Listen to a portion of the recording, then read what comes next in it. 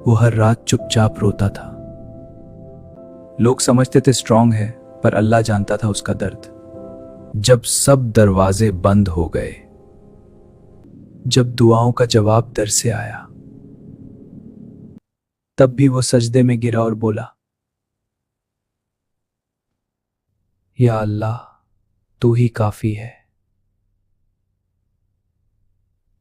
उसके पास पैसा कम था, सपोर्ट जीरो था, लेकिन तवक्कुल फुल था। और फिर एक दिन अल्लाह ने उसकी जिंदगी पलट दी। इसलिए नहीं कि वो परफेक्ट था, बल्कि इसलिए कि वो सब्र करता रहा। याद रखना, अल्लाह की खामोशी उसकी नफरत नहीं, वो तुम्हें तैयार कर रहा होता है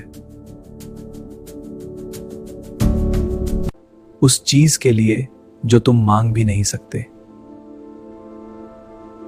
अगर तुम भी इंतजार के दौर से गुजर रहे हो,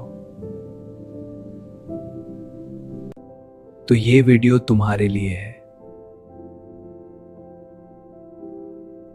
लाइक करो अगर यकीन है अल्लाह पर।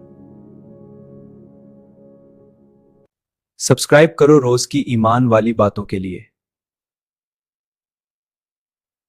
शेयर करो किसी ऐसे शख्स के साथ जो हिम्मत हार रहा हो। अल्लाह सब्र करने वालों के साथ है।